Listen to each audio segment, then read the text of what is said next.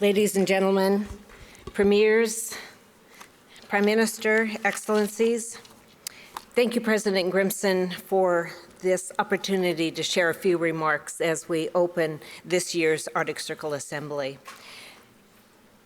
As many in the audience may know, the Inuit Circumpolar Council represents approximately 180,000 Inuit and serves as the voice of Inuit at the international level through every economic, social, cultural, and political forum of concern to us.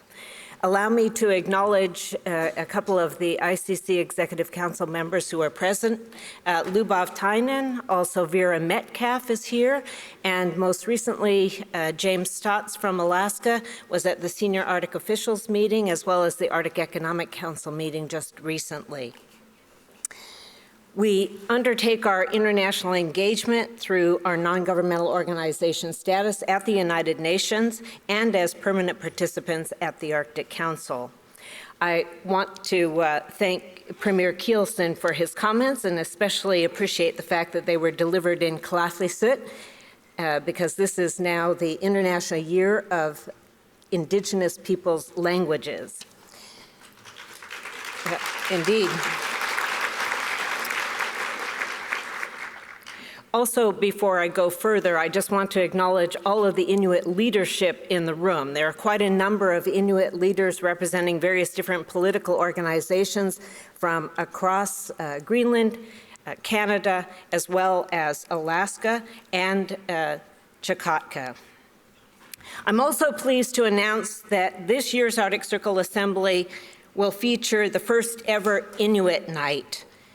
This reception will be held on the evening of October 12th, and it begins at 7 p.m., and I invite all of you to join us for this cultural celebration. I'm pleased to have heard the very good survey of the issues that face Inuit. I won't repeat any of them, but in particular the matter of climate change and also the important elements of the recent IPCC report, which happens to underscore Indigenous peoples, Indigenous knowledge, and the important contribution of both to climate issues. Significantly, that report also references the Inuit Circumpolar Council and some of their important work on climate change. But through these remarks, I want to underscore our unique role within all intergovernmental affairs, both within the Arctic as well as globally, with an emphasis upon non-Arctic state policies. Since its inception in 1977, the ICC has concerned itself with the need for a comprehensive Arctic policy. Today, both Arctic and non-Arctic states are articulating and adopting various Arctic policy. Canada's September 10th release of their Arctic and Northern Policy Framework is an extraordinary and unprecedented expression of co-development of policy, accompanied by what appears to be a promise of co-implementation in favor of the inherent rights holders of the region, the Inuit. Indeed, the Government of Canada has raised the bar for all other states. I regard this Arctic policy as the new gold standard because of its clear recognition of Inuit rights. In contrast, many other state policy papers have formalized rhetoric by referring to security, sustainable development, and environmental protection, but not affirming a sincere commitment to recognize and respect the status and rights of Inuit. Many state-driven Arctic policies are often centered upon commercial activities, while Inuit are couched in terms of historical traditions and culture, thereby lacking vital recognition of our present-day reality and our right to play a direct role in all economic, social, political, as well as cultural discussions and decision-making, ultimately to hold a meaningful seat at every table. Significantly, both international and regional human rights norms have explicitly referred to the profound relationship that Indigenous peoples have to their environment. Therefore, from an Inuit perspective, the term mutual benefit has a different meaning, and only we can be the final arbiters of whether or not a win-win has been achieved by us and our communities. Regarding all-state Arctic policy, it's critical to address the marine environment and biodiversity. Inuit are a maritime people, dependent upon the whole of the Arctic Ocean and its interrelated coastal seas. Our relationship with and our reliance upon the marine environment must be safeguarded, and our food security must be ensured. In relation to another dimension of security, especially in light of the earlier exchange about the Arctic within the geopolitical context, 42 years ago, in 1977, the ICC called for the Arctic to be designated as a zone of peace. For those states that have addressed security, peace, and stability within their respective Arctic policy, I must underscore that the ICC's 2018 Utqiagvik Declaration urged leadership to initiate diplomatic talks for the purpose of laying the groundwork for negotiations to declare the Arctic as a peaceful zone.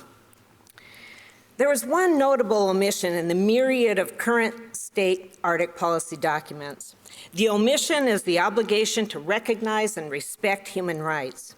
The purposes and the principles of the United Nations Charter explicitly refers to promoting and encouraging respect for human rights of all. Well, this language includes Inuit as distinct peoples. And one of the basic characteristics of human rights is that they're interrelated, interdependent, and indivisible. Unfortunately, the term stakeholders is used by many states and third parties. We must be clear. Inuit are rights holders.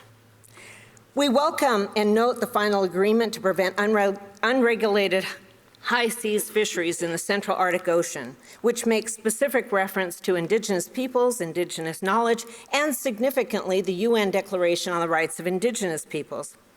The UN Declaration is the most comprehensive accord specifically concerning Indigenous peoples, and it is tied to a host of other international human rights instruments. To be sure, Inuit pay close attention to the various policies of states. A common refrain is to respect the values, interests, culture, and traditions of Arctic Indigenous peoples. Yet, we have also heard interventions at other international fora that reflect a refusal to acknowledge the substance of such interests, concerns, or human rights. Both Arctic and non-Arctic states have consistently practiced rights ritualism, and I've witnessed this firsthand as the former chairperson of the UN Permanent Forum on Indigenous Issues. For this reason, in order for Arctic inhabitants to develop in a comprehensive, coherent, and socially just fashion, it is crucial for Arctic and non-Arctic states to acknowledge and recognize that they remain subject to the international commitments that they have made in relation to Inuit as Indigenous peoples. Among other interrelated human rights, we hold rights to self-determination, lands, territories, and resources, hunting, fishing, and harvesting rights, the right to participate in all matters that directly affect us, and the right to free, prior, and informed consent. We also have important responsibilities to uphold for future generations. Therefore, it is in this vein that I call upon governments across the globe, including Arctic states, as well as those who desire increased influence in our homelands and territories, to recognize and respect our individual and collective human rights. Given the long history of human rights abuses throughout the Arctic, the time is past due for all Arctic states and non-Arctic states, as well as civil society, to work with Inuit to ensure that we can effectively realize and exercise our human rights. It should be apparent to all, through our direct participation in all related matters concerning the Arctic, UN member states and others can make a significant contribution to the security and sustainability of the Arctic for all of humankind. In the end, as stated earlier, Only the Inuit, as the real people of the Arctic, will be the final arbiters of whether our relations with all others results in a win-win. Qiyanaqpak.